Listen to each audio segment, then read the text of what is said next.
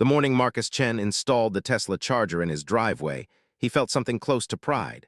Not the ego-driven kind, but the genuine satisfaction of a man who'd finally reached a milestone. 42 years old, paid off the house 2 years early, and now driving electric. Small victories stacked like bricks toward a life well lived. The charger sat perfectly centered between his garage and the property line, a gleaming silver monument to responsible adulthood. He'd spent 3 weekends getting the electrical work certified, the permits filed, everything by the book. The Tesla had been a calculated purchase, a reward for consistency. He didn't expect Karen. She appeared on a Tuesday morning while Marcus was watering his lawn, wearing the kind of expression that had probably moved mountains in her day, back when she was the type of person who got things done. Now, pushing 65, she transformed that force of will into neighborhood tyranny. Karen lived directly across the street in a house she'd owned for 37 years, which in her mind made her the unofficial mayor of Oak Ridge Court. "That charger is in a terrible spot," she called out, not bothering with a greeting. Marcus turned off the hose. "It's on my property." "Well, yes, but—" Karen crossed the street with the confidence of someone used to being heard. She was wearing a visor in October, which somehow made everything worse. "It's right there at the corner. Everyone sees it. It lowers the aesthetic of the entire block." "The charger?" "Yes, when you pull in, it's the first thing people notice. We worked very hard to maintain the character of Oak Ridge Court. I'm on the neighborhood aesthetic committee." Marcus had to work to keep his voice level. "The charger is 17 inches from the property line. It's legal, it's safe, and I live here." Karen's smile hardened into something crystalline. "I'm just suggesting we all have a responsibility to the community. Perhaps you could relocate it to the back of the property. You have plenty of room." The back of the property was fine, technically, but the point, and Karen seemed deliberately obtuse about this, was that she had no right to suggest anything. She was a neighbor, not his mother. She was a busybody with too much time and a lifetime appointment to a committee that existed only in her mind. "I'm not relocating it," Marcus said quietly. "Well," Karen said, her smile turning into something uglier, "I suppose we'll see what the neighborhood association says." There was no neighborhood association, but that didn't stop Karen from calling it. She started small, an email to all neighborhood stakeholders, sent to exactly 6 people, all of whom she'd personally recruited about eyesore management. A petition, never officially posted, just circulated through whispers and phone calls, expressing collective concerns about property value preservation. She even suggested, with a kind of passive-aggressive sweetness that made Marcus's blood pressure spike, that perhaps he'd made a hasty decision about the charger and might want to reconsider his approach to neighborhood harmony. Marcus might have ignored all of it if Karen had simply gone away after that, but she didn't. She couldn't help herself. Within 2 weeks of the charger's installation, Karen began leaving things in her yard that faced his house. A sign about respecting community standards. A garden installation of all white flowers, aesthetic, she probably thought, but obviously chosen to contrast with the blight of his charger. And then one morning, Marcus noticed something that made his jaw clench. Tire marks in his driveway, significant ones. His charger had been activated overnight. He pulled his logs. The app showed a connection at 2:47 a.m., 40 minutes of charging, no authorization, no payment. Someone had simply plugged in. It took him 3 days of checking his security footage to confirm it. Karen, in her white nightgown and slippers, padding across the street at nearly 3 in the morning with an extension cord she'd brought from her house. She'd connected it to the charger, not as an owner would, but like someone accessing public infrastructure. She'd done it again the next night. And the night after that. When Marcus checked his electricity bills, the overages were already adding up. $50 here, $60 there. Small amounts that Karen probably didn't even register, but enough to make clear what she was doing. She decided the charger was community property, and she was entitled to use it. Marcus stood in his garage that Saturday morning, looking at the footage again, and made a decision that would change everything. He didn't call the police. He didn't confront her directly. Instead, he called his friend Derek, an electrician, but also someone with a talent for pranks, and outlined an idea that was equal parts revenge and art. "A fake charger," Derek repeated, not quite believing. "A functional fake charger," Marcus clarified. Same design, same looks, but it doesn't actually charge anything. It just looks like it's working. Derek grinned. What happens if someone tries to use it? Nothing, Marcus said. For now, but I want the option to add something else, something that stops her before she can plug in. Derek whistled low. You're going nuclear. She thinks it's public property, Marcus said quietly, so I'm going to teach her a lesson about theft. The plan was meticulous. Marcus ordered a replica charger housing from an online electronics retailer, the kind of thing used in training or display. He and Derek spent a Saturday installing it 3 feet to the left of the real charger, positioned in a way that looked like a recent addition. To someone in the dark, desperate to steal electricity, it would look like an upgrade, maybe a second unit for convenience. But here's where Marcus's anger crystallized into something brilliant and terrible. He had Derek add a simple static discharge component. Not dangerous, not in any way that would cause real harm, but enough to deliver a sharp, startling shock to anyone who touched the charging port without being properly insulated. It's like a prank, Derek said, not entirely convinced of his own words. It's deterrence, Marcus said. If she actually gets shocked, it's because she's doing something illegal, and the shock is so mild it wouldn't hurt a child. It's just unpleasant, memorable. And if someone else uses it? Marcus had thought about this. Then Karen proves to everyone that she's been trespassing on my property at night, because she'll be the one with the red mark on her hand and a story no one will believe. Derek wanted no part of the installation, but he did it anyway because Marcus was his friend and because, in the secret parts of Derek's heart where he was still 14 years old and angry at the world, he understood the appeal of a perfect trap. They installed the fake charger on a Tuesday night. By Wednesday morning, it looked like it had always been there. Marcus even went so far as to replace the parking markers with new ones that suggested the fake charger was the premium spot. A small detail, but crucial. He wanted Karen to see the fake charger as the better option. He didn't have to wait long. Thursday night, 2:34 a.m. Marcus was asleep, his phone silent on the nightstand. He didn't see the notification. His Tesla app logged an attempted connection at 2:46 a.m., not to the real charger, but to the fake one. The connection failed. The app marked it as foreign device detected. And then, on his security camera feed the next morning, Marcus watched it happen. Karen in her nightgown and slippers approaching the fake charger. She'd even worn gloves this time, thinking that made her theft more defensible. She reached toward the charging port, her hand connected. The static discharge wasn't violent. It was precise. A sharp, shocking jolt that made her gasp and pull her hand back immediately. She stood there for a long moment, confused, looking at her palm like it had betrayed her. Then she looked up, directly at Marcus's house, directly at where a camera sat in the dark. And everything changed. Karen didn't come back to the charger that night or any night after. But she did something far worse. She went public. The next morning, Marcus received a certified letter.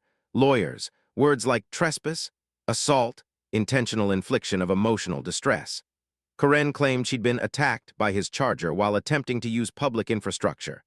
She demanded $25,000 in damages and threatened a lawsuit that would expose his criminal negligence to the neighborhood and law enforcement. Marcus read the letter twice, then once more, unable to believe she'd misinterpreted the situation so thoroughly. Then he understood. She had to. Because the only alternative was admitting she'd been stealing electricity from his property at 3 in the morning. He called his lawyer, a woman named Patricia who'd handled the closing on his house, and had the kind of calm demeanor that made expensive hourly rates seem reasonable. She tried to use your charger without permission, Patricia said, reading the letter with visible distaste. Multiple times, and you have video proof. I have video of her attempting to use the fake charger, Marcus said, which is what she was targeting. Why did you install a fake charger? Marcus explained, carefully, completely. Patricia listened without interrupting, and when he finished, she set the letter down and pinched the bridge of her nose. That was unwise, she said finally. Is it illegal? Not if the shock was genuinely incidental, Patricia said. If you can prove it was a standard static discharge, the kind of thing that happens when you shuffle socks on carpet, then you have a compelling defense. The real issue is what it looks like. It looks like you set a trap specifically designed to harm her if she used the charger. She was stealing from me. I believe you, but she's claiming assault. The burden is on us to prove intent. Patricia leaned back. You have the security footage. Every night she tried, 3 separate incidences. That helps, that proves ongoing trespass. That undermines her credibility significantly. Patricia pulled out a legal pad. But we need to be strategic. How much do you want to spend on this? Marcus hadn't thought about it in those terms. Money, court costs. The kind of financial bleeding that lawsuits created even when you won. Whatever it takes, he said. Patricia nodded like she'd been expecting that answer. Then here's what we're going to do. Her strategy was brilliant and brutal. Instead of defending against Corinne's claims, they went offensive. Patricia filed a countersuit alleging trespass, theft of electrical services, and malicious prosecution. She included the security footage as evidence. She documented the electrical charges on Marcus's bill. She even calculated the cost of his time investigating her illegal use. And then Patricia did something that made Marcus uncomfortable. She filed for discovery, demanding Corinne produce proof of what she'd been charging, where the power had gone, what vehicle or devices it had served. Because legally, if Corinne had been stealing electricity from the charger, she had an obligation to admit what she'd stolen it for. Corinne's lawyer, a man who probably specialized in HOA disputes and neighbor disagreements, suddenly found himself in actual litigation. He requested a settlement within a week. Marcus wanted to reject it, but Patricia advised caution. The settlement includes her admission that she accessed your property without permission, Patricia explained. It includes a cease and desist order, and it includes payment for your legal costs.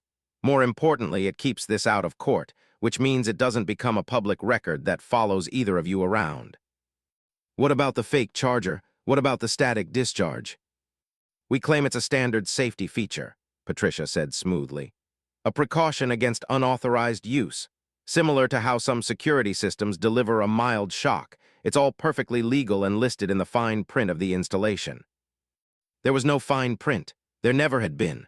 But the settlement, which Corinne's lawyer would have to accept or risk losing in court, didn't require them to prove it. It just required Corinne's silence. She took the settlement. 2 weeks later, Marcus received a check for $8,400, plus her legal fees. She also received a cease and desist order that forbade her from accessing his property, contacting him, or making public statements about the charger. But the real damage was already done, because Corinne, before she'd lawyered up, had already talked. Word travels fast in a neighborhood, faster than the speed of truth, usually.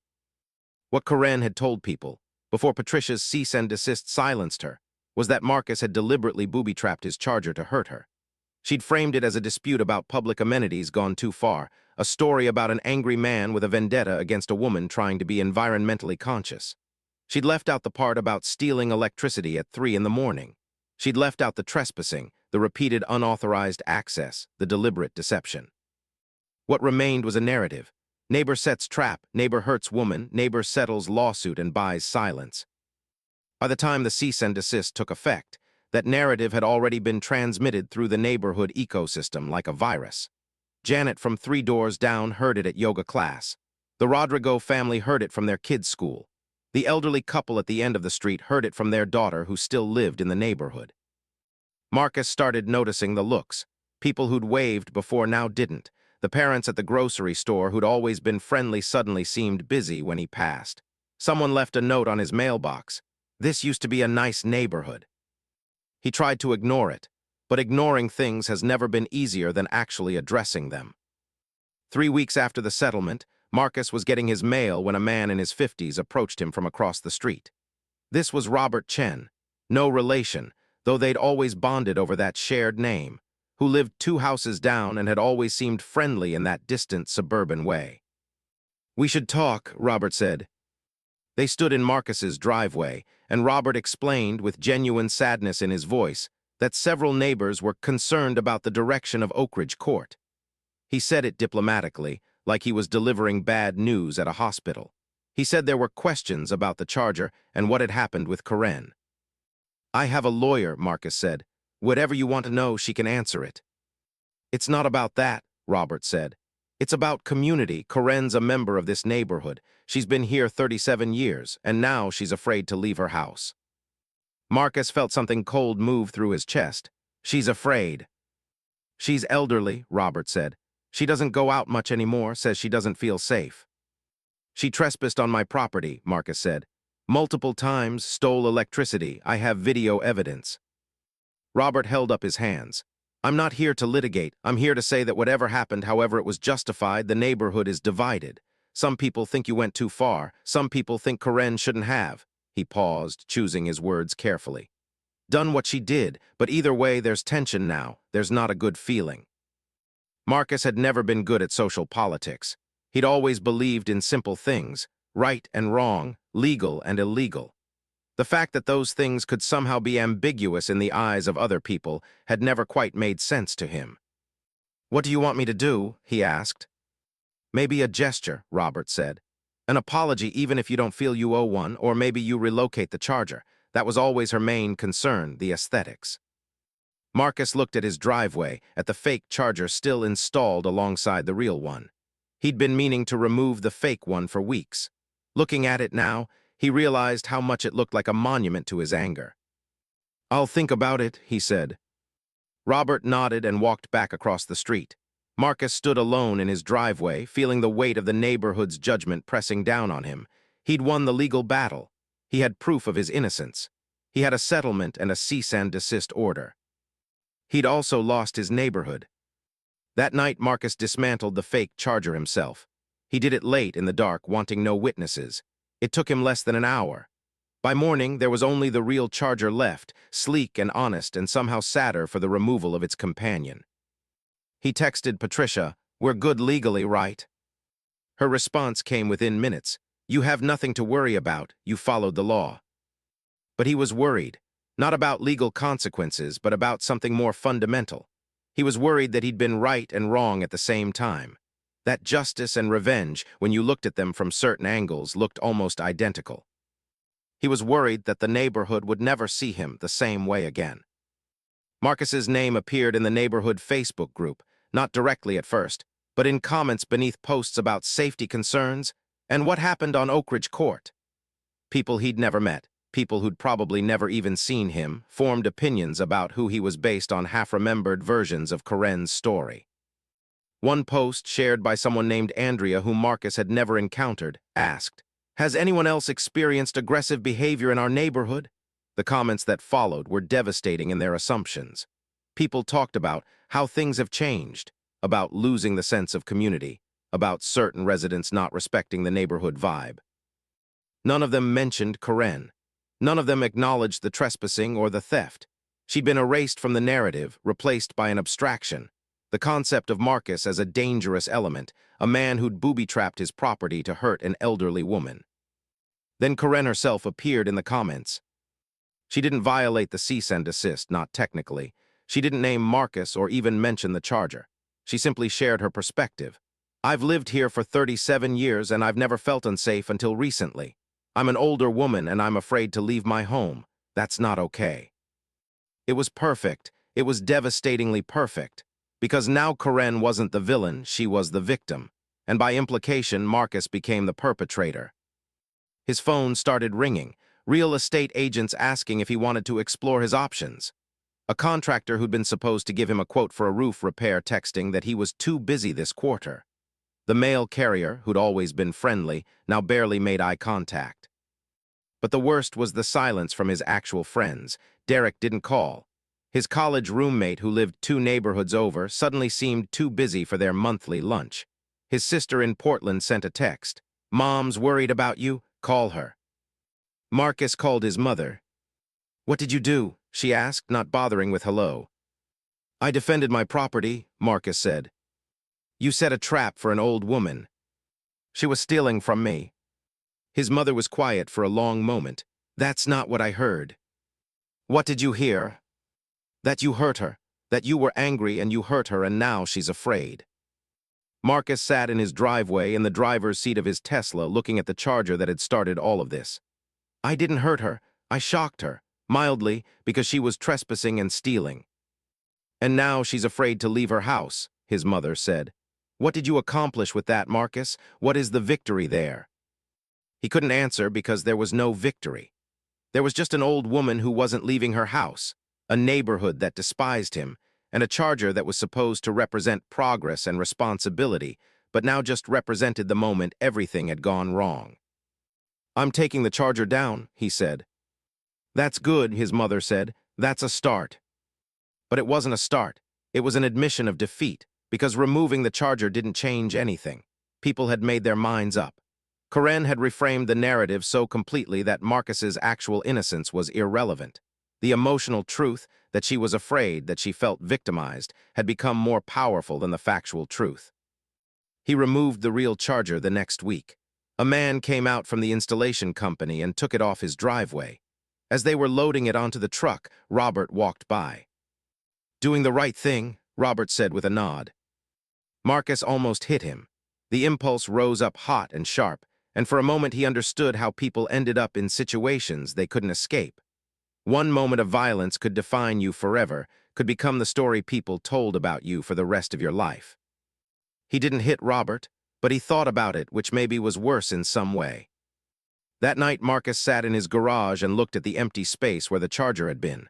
The driveway looked wrong without it, incomplete, like a tooth had been pulled, and now his mouth felt the space of it constantly. He got into his Tesla, still electric, still functional, still a statement about who he wanted to be. He drove downtown to a restaurant he'd never been to, ordered expensive whiskey, and sat at the bar contemplating the small space between righteous anger and terrible decisions. The bartender, a woman in her 40s with tired eyes, set down his drink. "Bad day." "Bad month," Marcus said. She nodded like she understood, which maybe she did. Maybe everyone had a version of this story. The moment they'd done something they thought was justified and discovered it was something else entirely. "You can't win with people," she said without being asked. "You can be right, but you can't be right in a way that wins. You just end up standing alone with the truth, wondering where you went wrong." Marcus drank his whiskey and didn't respond. But he thought about Karen, sitting in her house across the street, probably feeling like she was standing alone with her truth as well. She'd violated his property, stolen from him, and then framed herself as the victim. But maybe in her mind she was the victim. Maybe everyone was. The thought didn't comfort him. 6 months after removing the charger, Marcus had settled into a new version of Oak Ridge Court. It was the same physical space, same houses, same streets, same mailboxes, but it had transformed into somewhere foreign. He'd run into Karen exactly once at the grocery store. She'd been walking toward the produce section, and he'd been coming out of it, carrying a bag of apples. For a moment, they'd existed in the same physical space. She'd looked at him with an expression that wasn't quite anger and wasn't quite triumph. It was something older and more complicated, the look of someone who'd learned that victory didn't feel like she'd expected it to. She'd looked away first. That small victory, if you could call it that, had done nothing to improve anything. The neighborhood remained cold. His friends remained distant.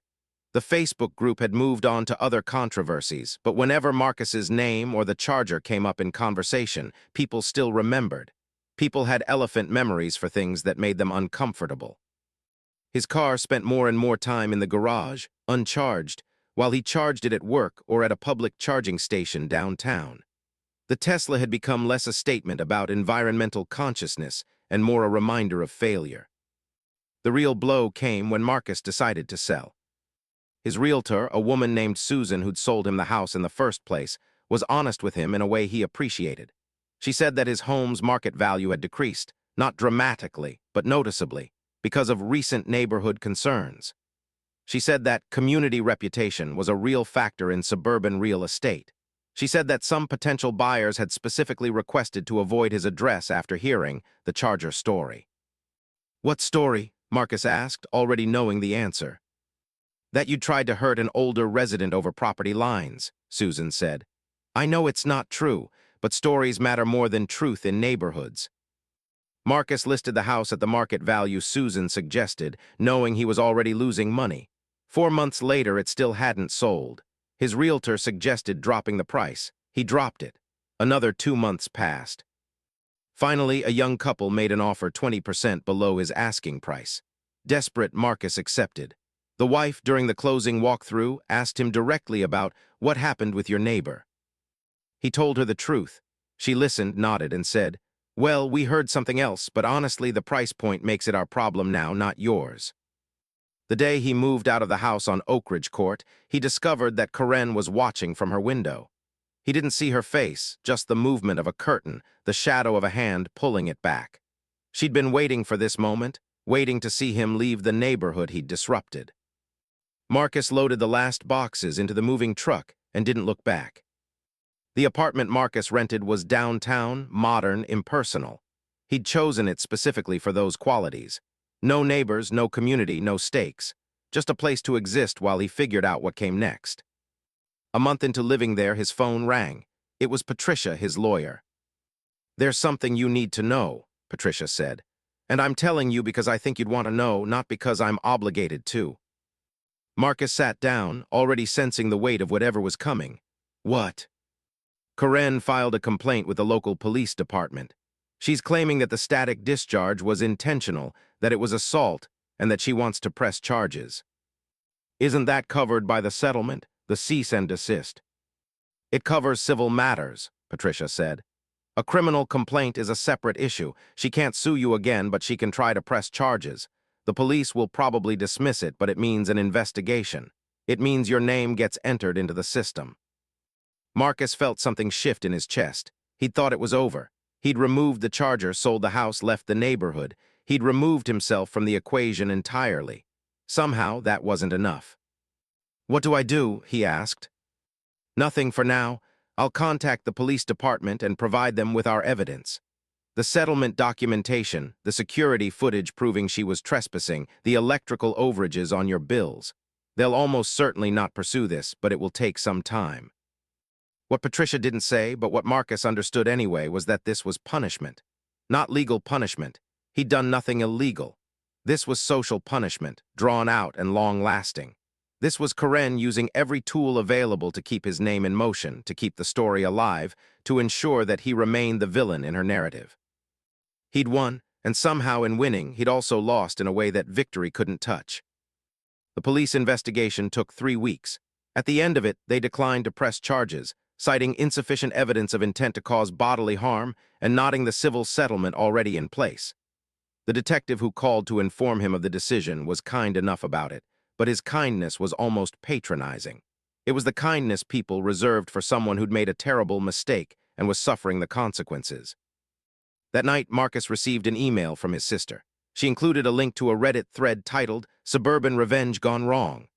The thread had been posted by someone who claimed to have first-hand knowledge of the situation on a small court in a wealthy suburb. The post described Marcus's trap in vivid, inflammatory language. It described Karen as a sympathetic older woman victimized by a man's rage. The comments were brutal, thousands of them.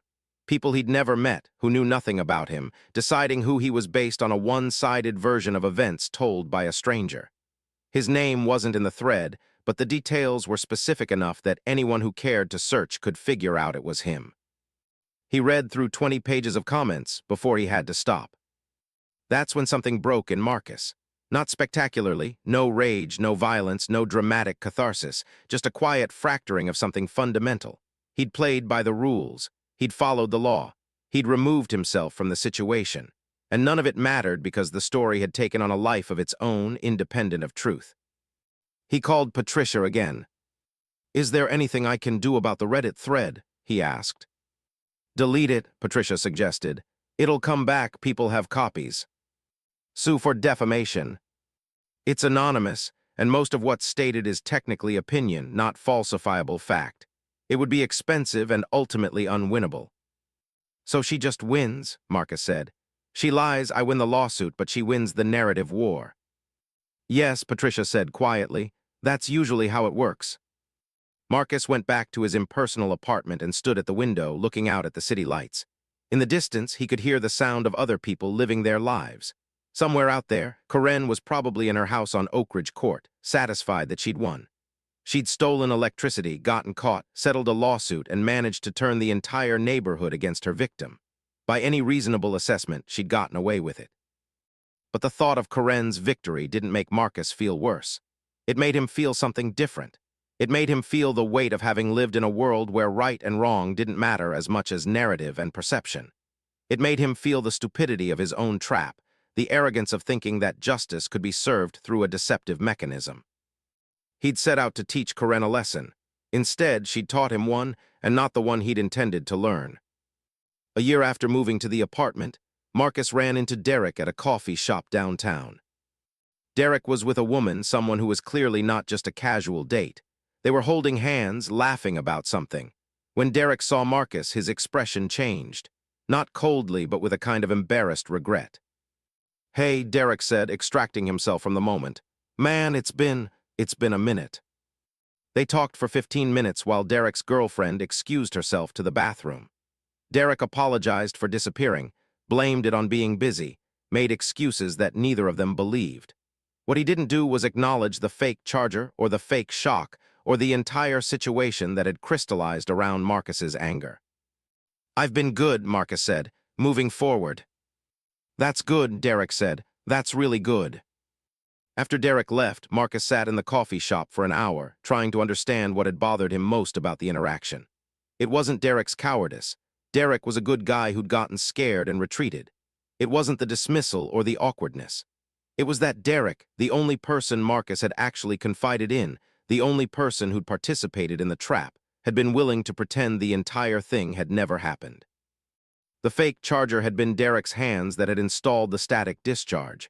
Derek's knowledge of electrical systems that had made it seem plausible.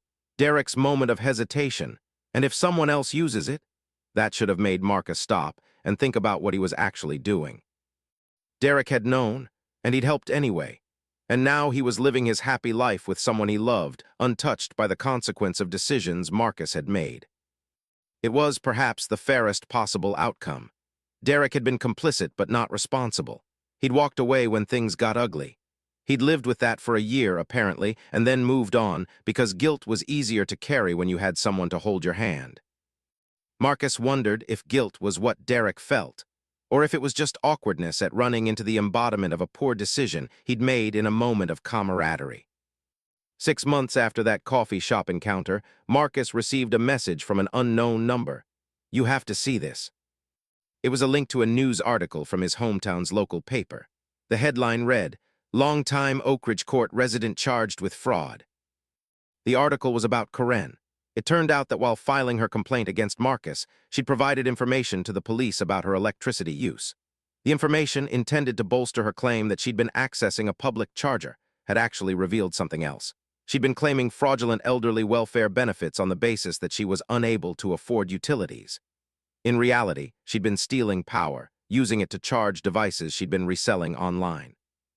The police, once they'd started looking at her electricity patterns, had found something larger.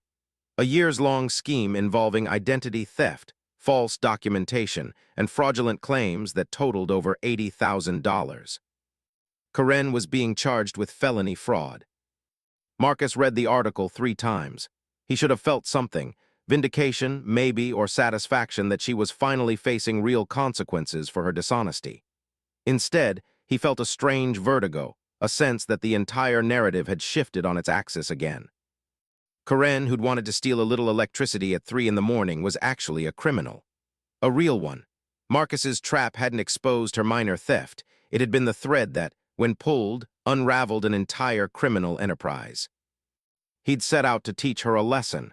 Instead, he'd inadvertently sent her to prison. The realization came with something like grief, strange and unexpected. Because now Marcus understood what had actually happened in the year since he'd removed the charger. Corinne had escalated. When her theft had been challenged, when her narrative had become precarious, she'd doubled down. She'd filed the complaint, sure it would work. She'd maintained the lie, convinced of her ability to manipulate the situation. And in the process, she'd made herself vulnerable in a way she hadn't been before. Marcus thought about calling Patricia, but he didn't. He thought about reaching out to Derek, but Derek was probably still pretending none of this had ever happened. He thought about sending Corinne a message, or visiting her, or doing something that would acknowledge the strange connection between them. The trial took 4 months. Marcus didn't attend, but he followed it through news articles and court records that were public information. Corinne was convicted on 3 counts of fraud, 2 counts of identity theft, and 1 count of filing a false police report. She was sentenced to 3 years in prison. The local news picked it up because it was a good story. Elderly woman, long-time resident, secret criminal enterprise. The articles mentioned Oak Ridge Court, mentioned the incident with her neighbor, and the narrative collapsed entirely. Everyone who'd believed Karen's version of events with Marcus suddenly had to reconcile that belief with the fact that she was actually a criminal. The neighborhood Facebook group had a reckoning. Andrea, who'd first posted about neighborhood safety concerns, deleted her account entirely. Robert Chen posted a vague apology about how we sometimes judge too quickly. Janet from yoga class reached out to Marcus, through his sister, since she didn't have his number, suggesting that they'd all been misled. Marcus didn't respond to any of it. What struck him most was how quickly the neighborhood's hatred had transformed into something else. Not love, not forgiveness, but a kind of awkward discomfort with the fact that they'd been wrong. Wrongness, it turned out, was harder to live with than judgment. Most people would rather maintain a consistent belief, even an incorrect one, than admit they'd been fooled. Patricia called him with updates he didn't ask for. She told him that Karen's house was being seized to pay restitution.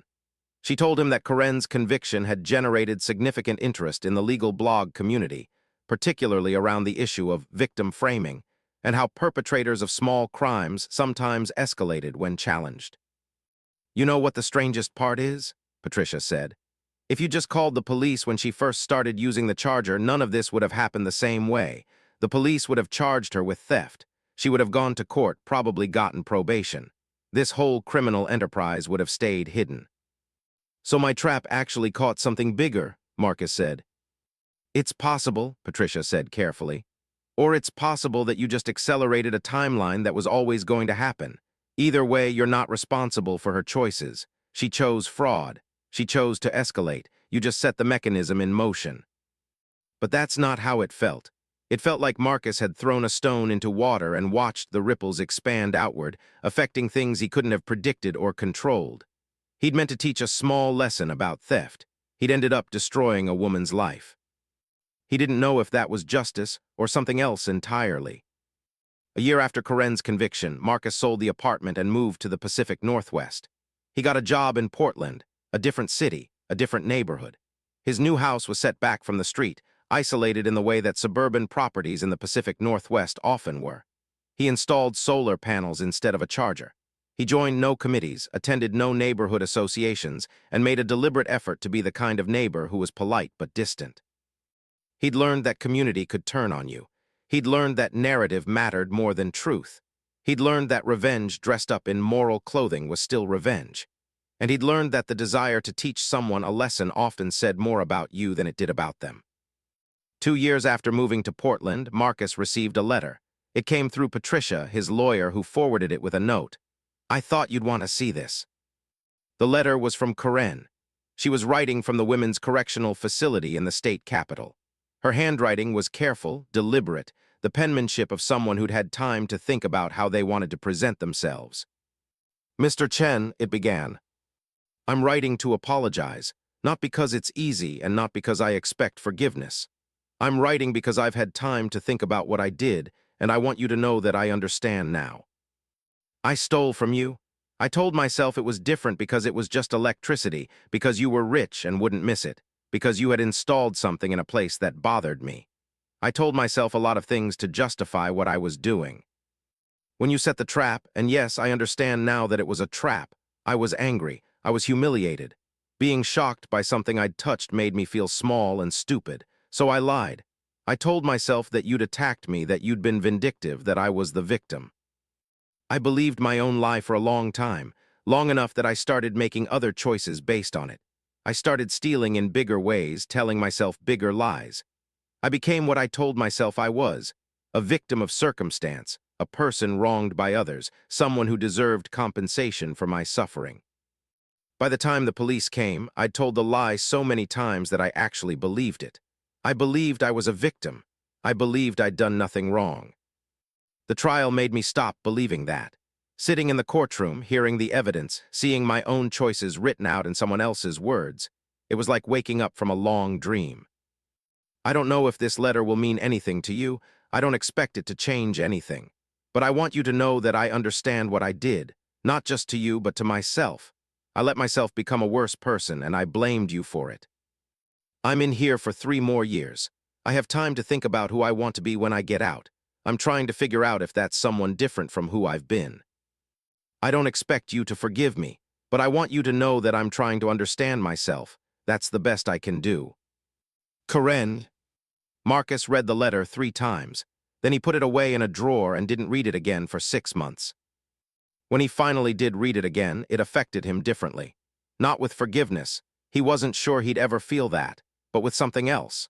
Understanding, maybe, or at least recognition that Karen, like him, was a person who'd made decisions that had spiraled beyond what either of them had intended. He wrote back. It took him weeks to figure out what to say. Finally, he settled on something simple. Karen, thank you for writing. I appreciate you taking responsibility for your choices.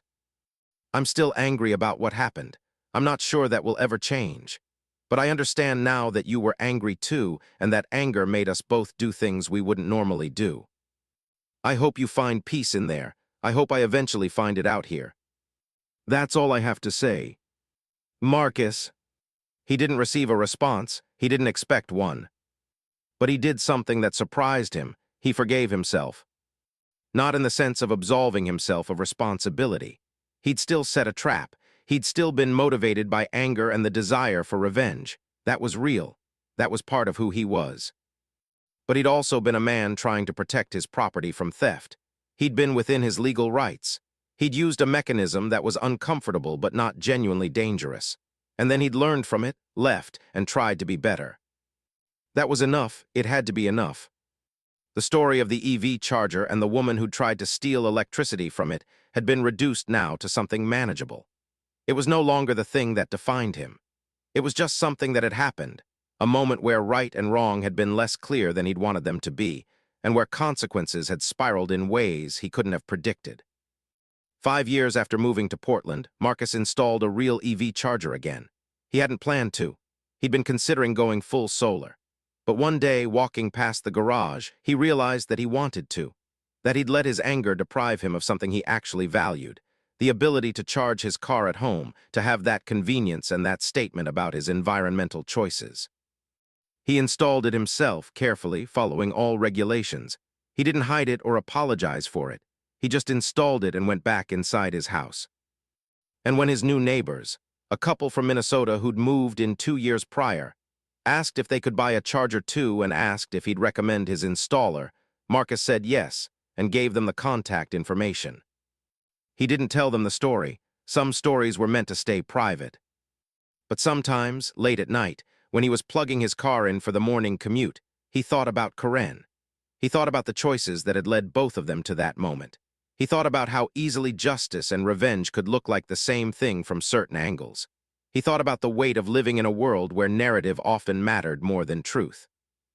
And he thought about forgiveness, not of Karen exactly, though there was some of that too, but of himself, for being human, for being angry, for making a mistake in how he'd addressed it.